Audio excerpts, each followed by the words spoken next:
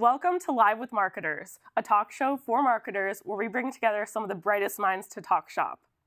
My name's Alex Rinn, I'm a content marketing manager at LinkedIn, and I'm your host for the day. Today's episode is Why Measuring ROI Quickly Poses Challenges for Digital Marketers. Before we get started, I want to highlight a couple of housekeeping details. If you're tuning in from Slido, we'll be sending out the full recording after the event, so don't worry about taking too many notes. To follow along with social media, search hashtag Live with Marketers or follow our lovely LinkedIn Marketing Solutions showcase page on LinkedIn. If you'd like to read the full research report that we'll be referencing throughout the show today, visit the agenda section on the right-hand side of your screen. Finally, please take the time to fill out our brief survey at the end of the session and let us know how we're doing. Today, I have with me my esteemed colleagues and guests, Ami Trivedi, Product Marketing Manager at LinkedIn, Mandy McEwen, CEO and founder of ModGirl, and last but not least, Andrew Kaplan, Director of Product Marketing for LinkedIn Marketing Solutions. Now, I'd love it if each of you could just introduce yourselves and tell us a little bit about what you do. Thanks, Alex. I'm Ami Trivedi, and I am a Product Marketing Manager at LinkedIn on the LinkedIn Marketing Solutions team, and I head the research and insights.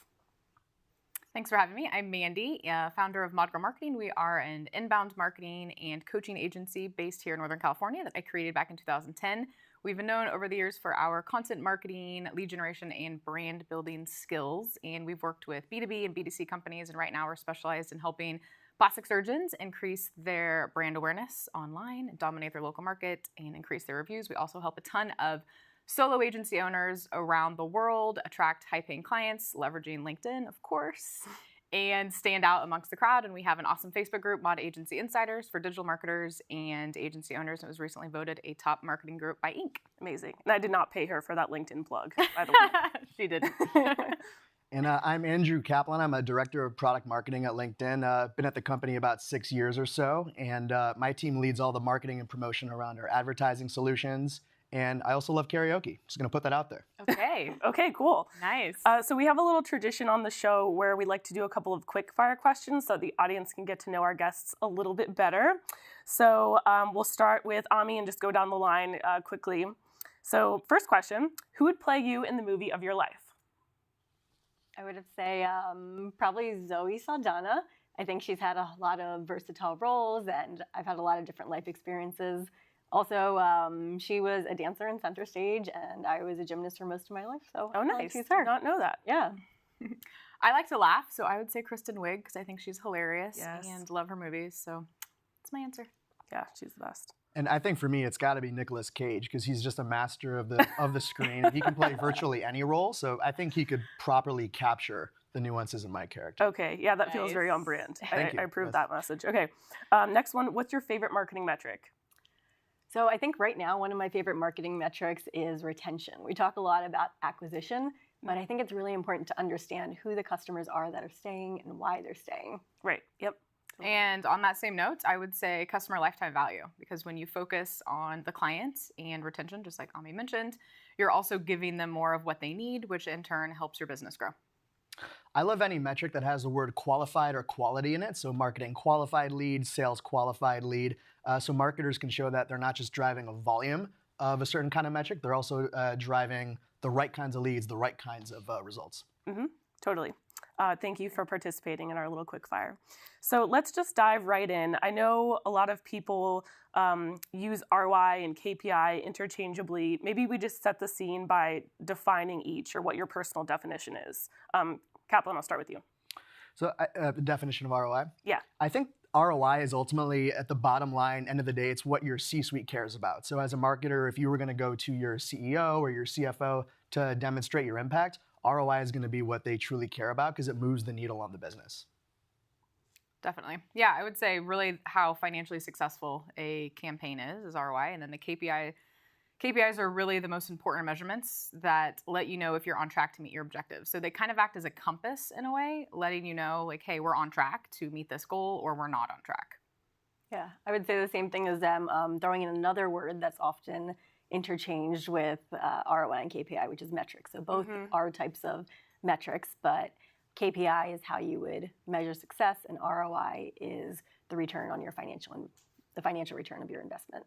Okay, and why do you think that people use them Why do you think that happens? Like, why do you think people use them interchangeably all the time? Yeah, I think it's really hard. As you've heard, we all said basically the same things in different ways. So I think it can be confusing and difficult to even define, which makes it hard to then measure and communicate about. And I think the second thing is when you don't fully understand what your marketing objectives are, it becomes challenging to use the right term, whether it's KPI or ROI. Yeah. Yeah, I would second that. Really, a lot of when we see the challenge, it stems from them not really having clear goals and objectives and not really knowing what to measure. And so kind of lack of education in that sense, really. I think marketers have to start by understanding what is it that I'm adding to the company? What is the mission and the purpose of my team? And I think if you could summarize in 1 or 2 sentences the value that you truly drive at the end of the day as a marketer, that's really where you should be focusing on when you define ROI. Yeah. So clearly, I mean, it's complicated. I think most of the marketers on the line can agree that it is complicated. It is what it is. So why do you think ROI is so complicated? Mandy, we'll start with you. As an agency owner and marketing consultant, one reason is we have a plethora of different campaigns we run for businesses. So we have top of funnel, which is our brand building campaigns, and then we also have the direct lead generation campaigns. So there's different definitions of ROI for one, and also different timelines of, for example, the top of funnel, that's going to take a while to see an ROI. Right. And then the other flip side of that is lead generation, where you can see ROI quickly. So I guess a lot of it is, the different types of campaigns and just the timelines of such. Yep. Kaplan, what do you think? I think ROI is complicated because it's difficult to know who defines it, right? So is it marketing? Is it sales? Is it finance? These are all groups that have a stake in the outcome of your campaigns as a marketer. But it's important to get alignment so you can agree on who really owns the metric and saying what it is and what it is not. Yeah, and on top of knowing who owns which metrics and defining it, it's also understanding your business. So what is the length of your sales cycle? That's key to defining the time frame over which you measure ROI over. Definitely. Yep, I totally agree. So how are you calculating it? Yeah, so I think most of us are familiar with the definition of ROI being return over investment. I think the way that I think about it is just adding a few more words to that definition. So return over the sales cycle divided by investment over the sales cycle. And the reason those additional words are so important is because if you measure before the end of your sales cycle, you might not be capturing the full return. Exactly. I'll just give an example for a lead generation campaign. We measure obviously how many leads we're driving, what's the cost, so how much did it cost to get those leads to that particular funnel, how many obviously did we generate, and what are the sales generated from that, which of course we can then calculate like the acquisition costs for the customer. And that's just one example of lead generation. Calculating ROI depends on what your objective is. So if you're a brand marketer or you're working in social media, you might be concerned with reaching a minimum number of a certain kind of person. You might be concerned with awareness or lift or brand sentiment. And your ROI is going to be defined in those kinds of metrics. But if you are a demand gen marketer or if you're in B2B and you're doing account-based marketing, you're probably going to be more tied to some sort of sales-related outcome at the end of the day, or how did you, as a marketer, position your sales team for a successful close or conversation with their prospects. Right. So not to be a Debbie Downer, but we're going to move on to ROI mistakes. So Debbie. Someone's got to do it. So Mandy, what are some ROI mistakes you've seen? So there's a lot, but I want to talk about sales. Andrew just mentioned it too, on everyone being aligned. So as a marketing consultant and agency owner, we can drive leads all day long for people, thousands of qualified leads. But if your sales team, isn't up to par and could use some work, then they're going to go back to us, the marketers, and be like, hey, those leads, they aren't qualified, right? And that's what his, qualified, Andrew's word here. But we can drive them, but if the sales team can't close, or let's say the sales process is broken, or something from marketing to sales is broken, then it's going to go back to us, and it's really not our fault. And so sales and marketing have got to align for one. They've got to talk to each other, harmonize together, but you also have to have both teams on par. Like they have to be at the top of their game, the marketers and the sales team. Because when one is off, it doesn't work. I think ROI mistake number one, it's measuring way too quickly. So ROI, especially if you more are a demand gen marketer, a performance marketer, an ABM type of marketer, the ultimate outcome that you care about might take several months to materialize. And maybe that's a sale, maybe that's an opportunity. So along the way, you need to establish metrics that can help you prove you're driving value little by little, that you're keeping your company on the path towards the ultimate ROI or conversion that you care about. Yeah, I think also, everyone wants to see ROI yesterday, and marketers feel a lot of pressure to produce ROI, like, some kind of slam dunk in the first 90 days of employment or whatever. But we're hoping that, the research we present today empowers marketers to feel like they can almost like manage up in a way and be like, no, this is how we're measuring. It's more effective this way. I was actually going to double down on what Andrew said. From our research, we saw that 77% of digital marketers are measuring ROI within 1 month. But we know that the average length of a sales cycle is many months to even up to a year. Yeah. So we are measuring a little bit too quickly, and we're seeing that from what we found in our research. Great, definitely. Yep. So we talked about how KPIs and ROI are different. I want to dive into what KPIs you monitor specifically. So Ami, I'll start with you. Yeah, cost per lead, cost per click are some of the more common KPIs. And we monitor these on a regular basis. But it's also important to understand that while those are shorter term metrics, we also need to monitor at the very end. So ROI is important, but I also want to put out KPIs equally important. And selecting those really depends on your objectives. So for B2B organizations, I think it's less about having the right formula for ROI or the right metric. I think it's, ask yourself at the end of the day, what matters? If you could just put it in sort of simple, plain English terms. And I think what matters is that you're driving quality engagements and touch points with the right kind of people at the right kind of accounts. So, if you're in B2B and you're doing a big event, it's not necessarily about how many leads did you get. It's more about, well, how many companies on our target list attended that event? And then how can we use that to inform the way we reach out to people at those target companies afterward, knowing that they might start to be a little more engaged with our brand. So, before you even worry about calculating the right metric or anything like that, just try to maybe write in actual sentences without the jargon. What is it that matters at the end of the day? Mm-hmm. Yeah, I agree completely. I love that, yeah. Definitely. And also at LinkedIn, we use demographic reporting, which helps us. That's something that we follow as a KPI to help to see what kind of professionals are clicking on our ads and engaging with our content. I want to circle back to the conversation we were just talking about with the pressure to rush the performance. So what's the rush? What do you think? Yeah. Loaded question. Yeah. There's a lot of pressure. I mean, as digital marketers, you all feel it. We all probably feel it every day. Sure. Yeah. So where's the pressure coming from? Everyone? Yes, everyone. There's not one person, but we found in our LinkedIn research on ROI that the pressure comes from needing to justify budget allocation and budget asks. Definitely. So 58% of marketers say that they can't go into a meeting unless they have ROI prepared to share with their teams. I would say too, ourselves, like as marketers, especially marketing entrepreneurs, because we want our clients and the companies we're working for, we want to keep them happy, obviously. We want to make them happy and we want them to keep paying us.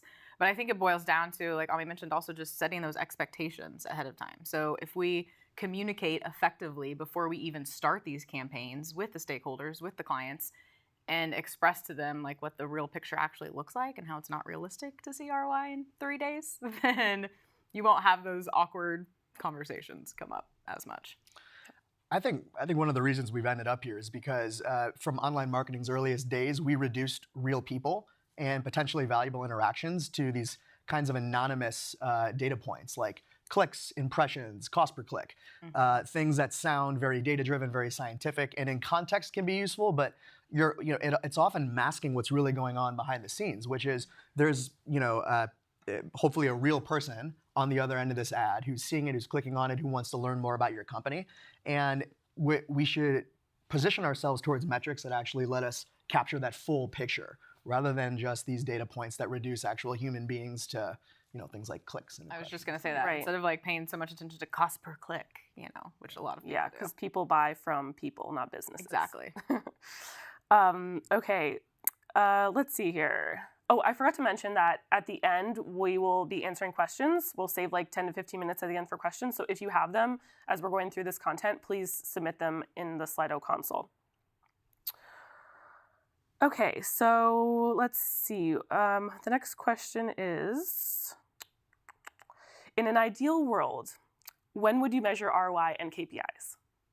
I'll direct that to you, Mandy. Okay, I was like, you're looking at me. I'll answer it. I would say when you have enough data, like there's no in 2 weeks, in 6 months. I would say when you have enough data to calculate it. Because like I mentioned earlier, we could have totally different campaigns, a branding campaign or a direct lead gen campaign. And one of them, let's say we have, 50,000 email contacts and 20,000 in advertising budget, and we have a very simple objective that can be measured quickly. We can measure that ROI if it's a shorter sales cycle, right? Within a few months. Whereas on the flip side, if it's branding or longer sales cycle, you're not going to have enough data. So it all depends on the data and when you have that, I think. Okay. Andrew? I'd agree. If you're in B2B, measuring ROI like a closed-won opportunity or how much marketing did to influence that, you might have to wait several weeks or several months even for that to happen, because B2B deals take quite a long time to close. Exactly. There can be 4 or 5 different groups inside a company that have to, influence a purchase decision. So that can take a while. But along the way, it's important to measure. It's important to show that marketing's still adding value. And I think some ways that marketers tend to do that, at least the customers I talk to at LinkedIn, they're measuring not just how many qualified leads are driving, but they're also measuring like how many companies on our shortlist have visited our website as a result of this latest campaign. How many of them saw our ads? How many of them are engaging with our content? How many of them might have, stopped by our booth at an event? These are more shorter term metrics that alone might not matter, but if you kind of string it together into a story to show the impact you're having over time, that can be a really effective way to go to sales and say, marketing is actually driving a lot of value that down the line is likely to pay off. And then, as your sales team starts to create those opportunities to close those deals, you can then look back and say, well, where did marketing play a role along the way? Yeah, that brand building. I mean, that goes back to branding, and how tough it is to like prove that what we're doing as marketers does have an ROI, and just like everything he just mentioned is really coming back to brand building and the long-term benefits of what we do as marketers. Mm-hmm. Totally agree. And I love what you guys were saying earlier about measuring what matters. I think that helps you define what your KPIs are. So that's something you should be measuring regularly based on what matters to you. And I oftentimes think of when to measure KPI versus ROI like a book. So at the end of every chapter is how you would think about your KPIs. You see what happened. And you don't know what's going to happen at the end of the story. That's cute. But you know what happens at the end of that short period versus ROI.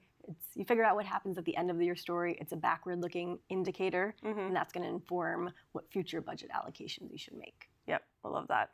Let's talk about the communication piece. So at what point how do you communicate the results, what they mean, and how to use them? Andrew, we'll start with you. Budget allocation.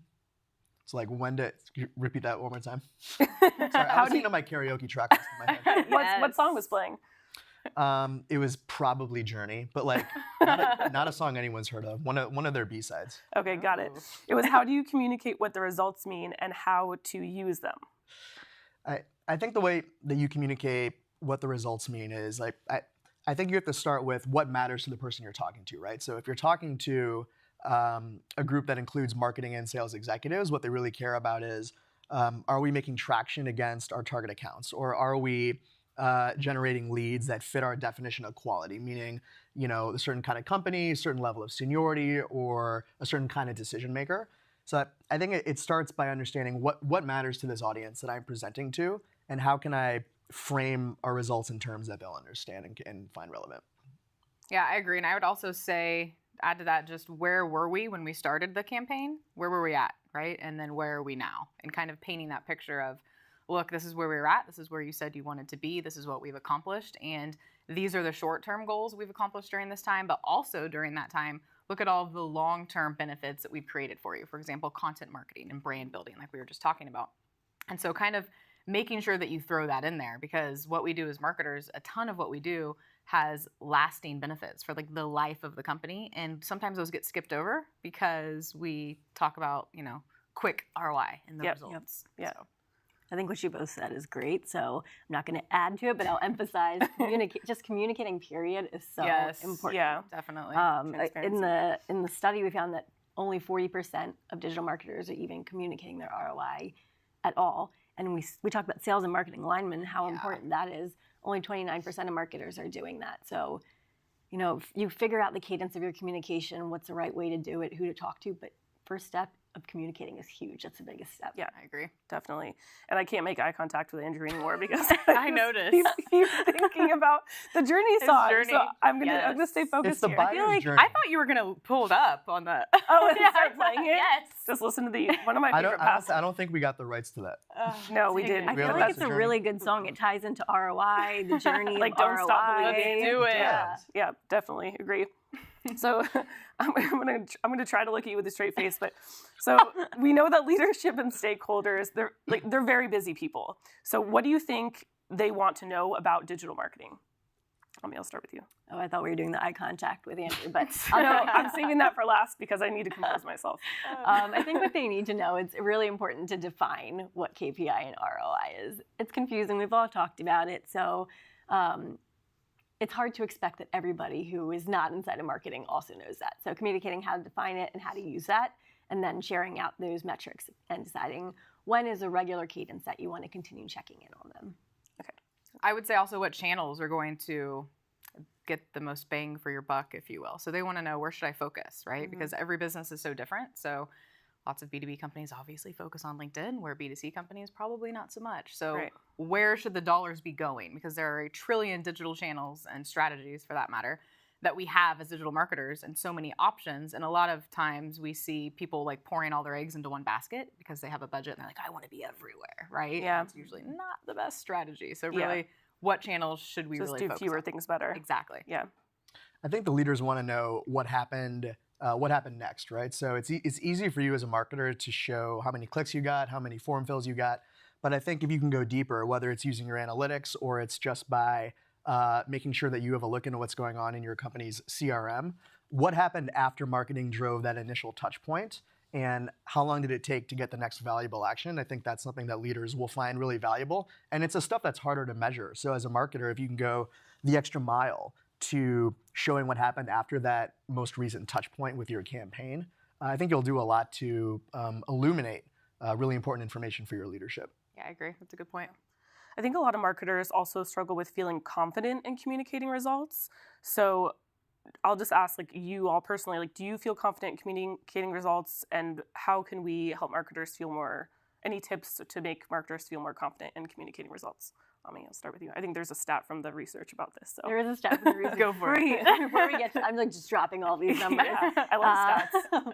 What Andrew was saying, building off of that, I think like one of the things that I found was difficult as a digital marketer was you have so much data available to you. So sometimes you want to share with your leadership, oh, we got X thousand number of likes, but what does that even mean? Like, what are they supposed to do with it? Right. So I think communicating that is important, and being confident about what those metrics or those KPIs specifically mean for the business helps you to build that confidence. So the stat I think you're referring to is that 63% of marketers do not feel very confident. Ding, ding, that's it. That's We what I have was a looking winner. for. which it's shocking. And marketers deliver a tremendous amount of value, so they should feel more confident about the great work that they're doing. I agree. And I think a lot of it, again, comes back to communication, what we were just talking about, and setting those expectations. So if we don't ask the right questions up front with either your client or the stakeholders, and we don't set the expectations of, okay, these are your goals, and they tell us the goals very specifically, we have to tell them if that's realistic or not. And if it's not, then we need to explain that. And we also need to explain the long-term benefits of what we're doing as marketers, like we were talking about with brand building. And so a ton of it comes back to setting the expectations and communicating clearly before campaigns even start. Because the last thing you want to happen is you don't communicate, people are on different pages, and then you come to a meeting and there's friction and it's all based on communication, where if you would have had that conversation before the campaign started, reality is reality. So you ask, are you confident? Yes, because reality is reality. We can only do so much as marketers. Like, we're not on the other end selling for the sales team, right? We are marketers. That's our job. So if we can work together in harmony, then Kumbaya. it's fabulous. Exactly. Kumbaya. Yeah, I agree. I think that one mistake marketers make, which might explain why they don't feel confident, is that they often limit themselves to metrics that are really close at hand, things that are easy to measure. I think that if marketers can, move beyond a last touch approach to measurement and embrace multi-touch, or if they can use things like marketing automation to show how they're creating a multi-part experience for their audience over time, then I think they'll be able to more confidently go before their CMO or their head of sales and show how they're driving an impact. But again, if they keep on focusing on these short-term metrics, or if we as marketers, reduce real human interactions into just like a couple of data points, then we're going to lose a lot of that richness that really makes up the buyer's journey. I want to add something too. When he mentioned marketing automation and CRM, it makes a huge difference when, so I know obviously most B2B companies use marketing automation to have CRMs, but as agency owners, sometimes we work with small businesses that don't have those, right? So it's hard for us to go back and look at what happened to a particular contact. So when you have access to a CRM and marketing automation platform and you can see that journey of, hey, Sally Sue came in from this specific campaign. We sent her this email. She opened it. She clicked on it. Oh, guess what? The sales team contacted her here. That's amazing data you have. And when you don't have that, it's really difficult to go back to the client or the executive and say, here's what happened, because you don't have that in front of you. Yeah. Definitely. And one of the things, like just to add on to that, with the richness of data and being marketers, one of our skill sets is storytelling. So we don't want to reduce it to just a whole bunch of numbers. We are able to look at those numbers, understand what it means, and tell a story in a way that maybe people who we're communicating with who are not as close to seeing the numbers on a day-to-day basis might not be able to get. So just really using that skill set of storytelling. Yeah, and speaking of stories, do any of you guys have examples of stories that evidence how measuring too soon doesn't tell the whole story? Just to share with the audience. I can share in general, not a specific story. A lot of times, maybe we talked about the average length of a sales cycle, B2B or B2C, is at least 4 months. Most of the time, it's over 6 months to many years.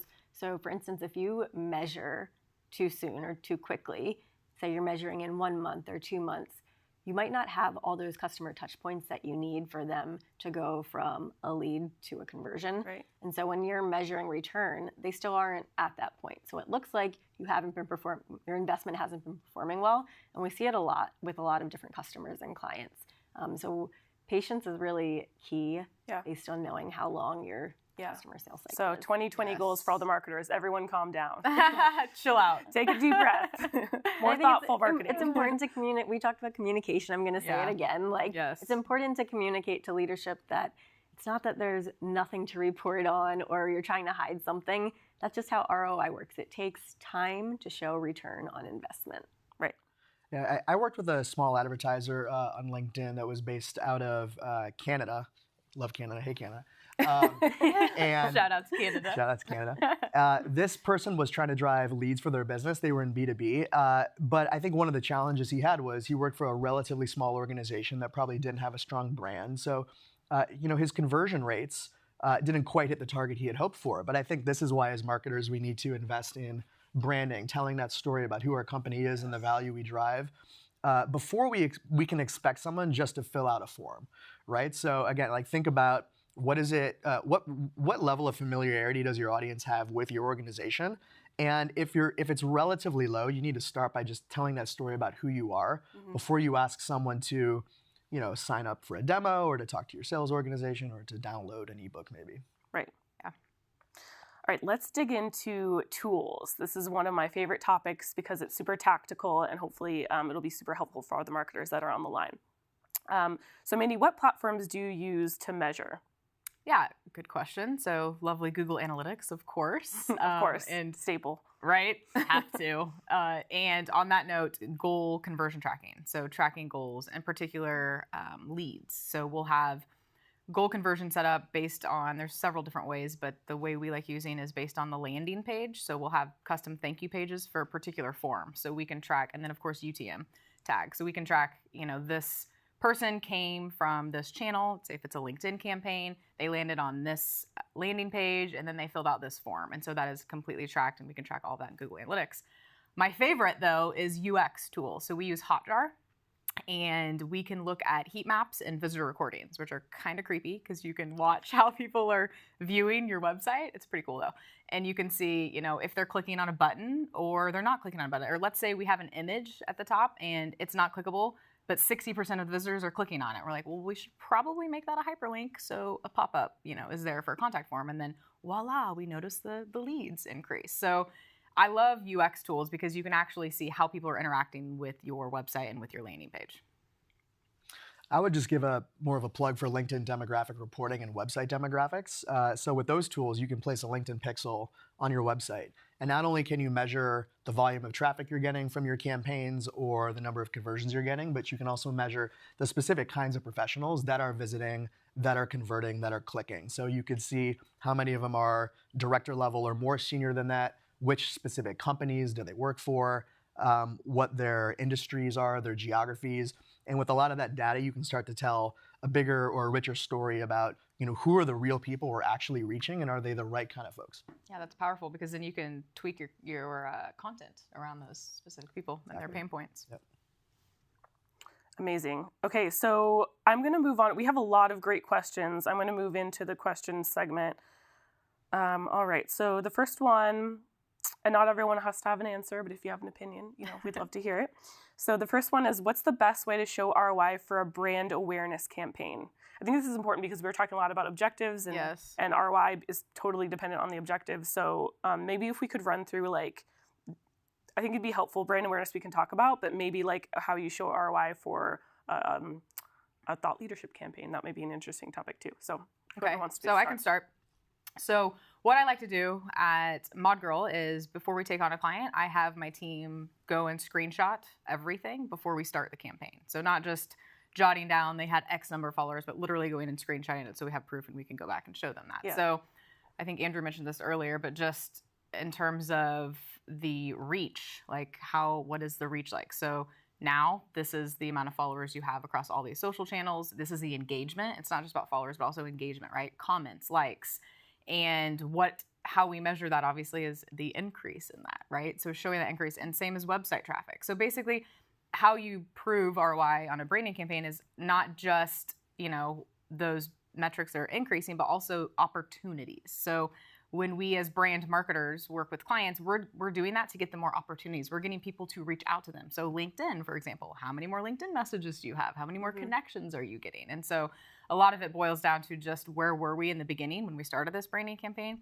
Where are we now? And how many opportunities have arisen? And not just connections and messages, but let's say invites to a blog, right? To contribute to a blog or to hop on a podcast, stuff like that. Yeah. Speaking of blogs, have you checked out the LinkedIn Marketing Solutions There we blog? go. It's great. My colleague Sean Callahan manages it, and it's wonderful. So I just plug that real quick. Anyway, back to the regular scheduled programming. Yes. Two of the ways that I think of measuring ROI on brand campaigns is one, brand lift studies. So measuring the actual lift from all of your efforts, and then also, geez, I'm blanking on it now. But no worries, it'll come to you. I'll come back to that. You can go ahead, Andrew.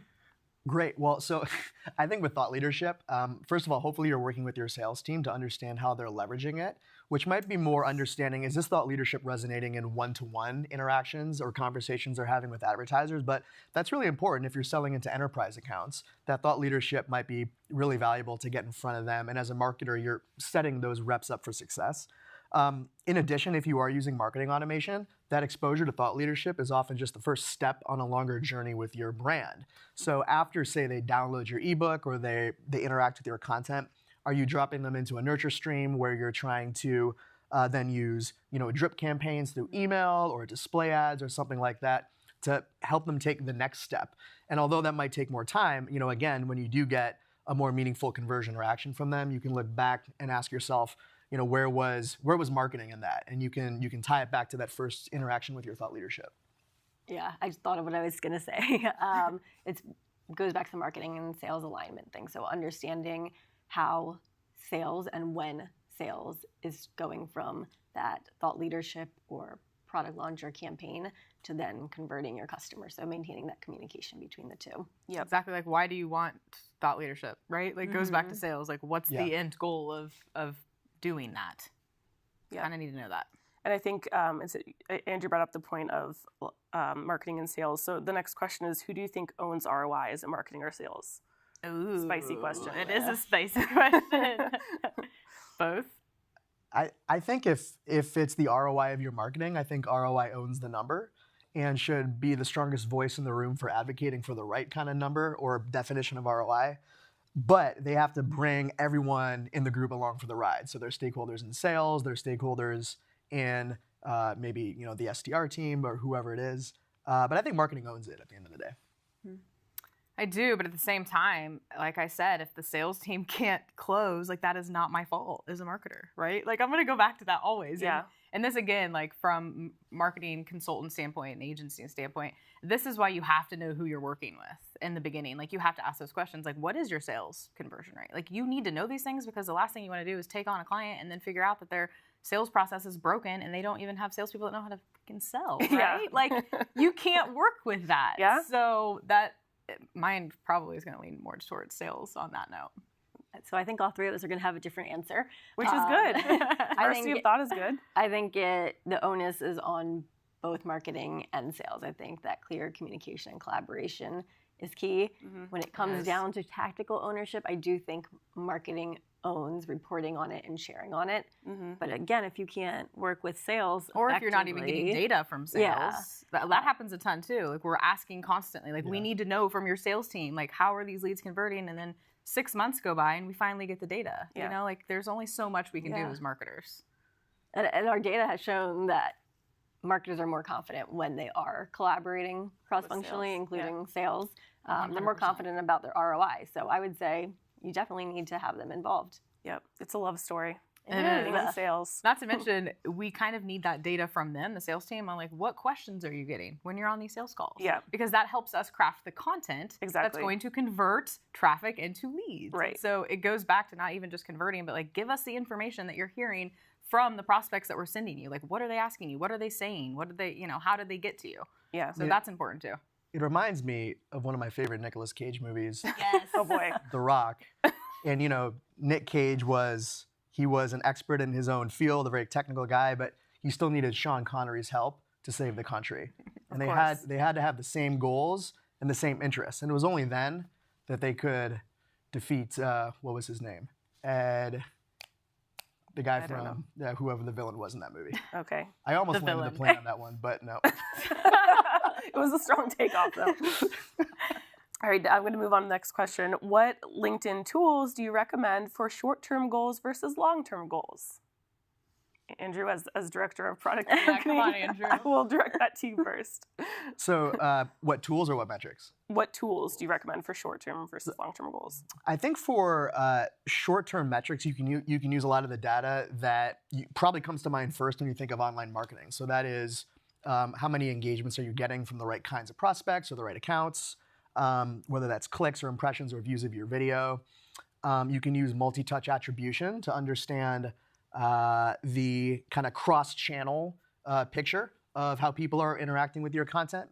But longer term, I think you really, as a marketer, like I said before, you have to have insight into the tools that your sales team is probably using, right? So that's the CRM.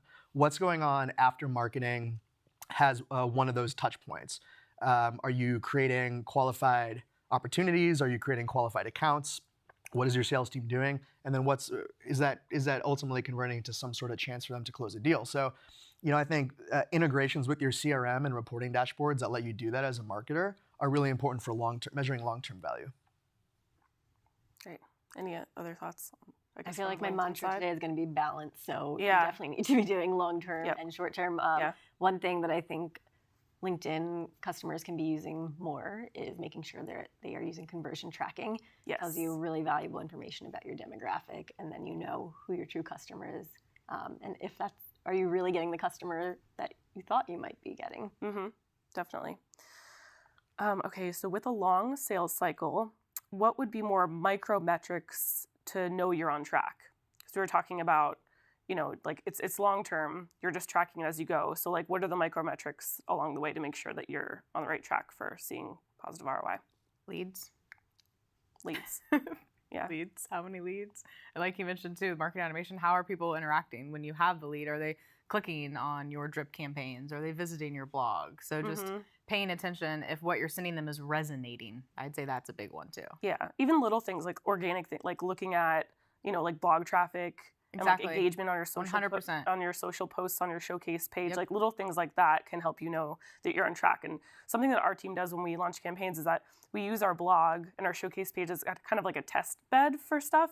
And then if we see that people are interacting and it's really resonating, then we create a larger campaign and we invest more dollars into that topic. So that's an insider look at how we do it. Okay, how do you future-proof your agency? Oh, I Interesting. love that phrase too. This is mine. Yeah. Love it. That is so great. I use that line, by the way, too, in my products. So here's how you future-proof your agency. Going back to branding. So 2020 and the future of marketing in general is going to come back to what we've all been talking about here, and branding and making sure that you stand out. So how you future-proof your agency is by choosing a niche, for one. So getting specific on who you're going after, right? Don't just say I'm going after small business owners. Really pick a niche, but not only that, but work with people who you believe in. They're doing something for the greater good. They're purpose driven, because you want to work with people that you believe in and that have the same values as you, and they're doing things for the greater good. So that's important. And then you position yourself appropriately from your brand to talk to that specific target market. Content, talk about their pain points, their desires, and put yourself out there. So the big takeaway here is, like, you can't sit behind the computer all day long, which I know we all love to do, but you have to get out there because you're the face of your agency and people need to know that. So they need to know you as a person, your personality, your values, what you stand for, how you can help them. And so video content is huge. Get on camera, talk to your target audience. So people feel more connected Exactly. to you, and that there's like just a like you human mentioned. element. Yeah. Yes, people do business with people they like, Yeah, right? Like exactly. business is about building relationships. So when you are the face of the company and you put yourself out there, you're going to stand out, and that is in turn going to help you future-proof your agency, because not a lot of agencies are doing that, especially small agencies. That if you go to their website, you won't even see their picture on the homepage. It's just like a bunch of stock photos, and this happens all the time. And so the first thing I tell people, put your picture now, like do it. Yeah. First thing, people need to know who you are. And create branded imagery. You know, people could go to your page and like in the feed is just important because you know, like, oh, that's from like Mod Girl. You know what I mean? Versus 100%. If you're just using a bunch of stock photos that aren't branded, like you're just gonna, you know, you're just gonna fall into the feed and you're not gonna stand everyone out. else. Yeah, 100%. exactly. So it's leverage you as a person, your personal brand within the agency, and then niche down on who you're going after. Get very specific.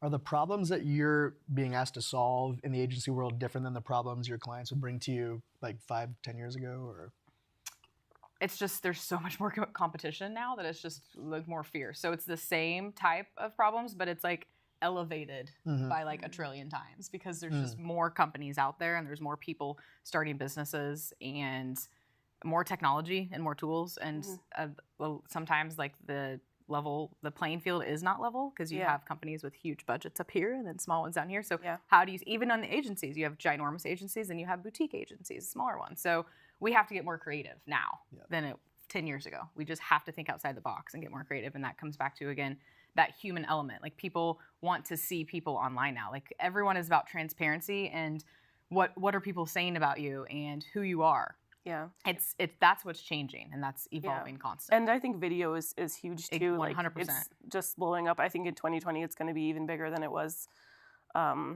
this year. But even on LinkedIn, like we've seen that people are interacting with videos much more than static content. And there's research that shows that the C-suite is they're watching videos rather than like no one's reading a 50-page PDF ebook anymore. Let's be honest. Exactly. So yeah, I think video is a huge part of that too. Yeah, agree. I like what you said about the niche, like knowing your niche. Yeah, and it's a huge problem. I think a lot of agencies, a lot of marketers, you try to be everything to everyone. Yes. Yeah, I'm a strong believer. We're going on a tangent here, but I'll just let it happen. So I'm a strong believer that if your content is for everyone, it's for no one. And I'd rather have like a small group of people that are just like, heck yes, I love you, than like a large group of people that feel like, you know, I could take it or leave it. Exactly. Well, and from an agency standpoint, sorry, I know we're like going a long time on this. No, One more thing. Not only does it help you stand out, but you're reinventing the wheel every time you take on a different type of client. So your scalability is decreasing. When we work with plastic surgeons doing something very specific, like online reviews right now, guess what? We can take the same process and the same tools and the same system and we repeat it over and over again. When we take on a random client, like a roofer and a B2B SaaS company and a restaurant and a healthcare provider. Those are all so different that it takes so much energy and manpower and brain power to make specific campaigns for them. So you're actually hindering your ability to scale when you're like, oh, I do everything for everyone. Yeah, totally agree. We are quickly running out of time, but I'd love for you each to just finish off on, your top tip about measuring ROI, just to kind of like round it out.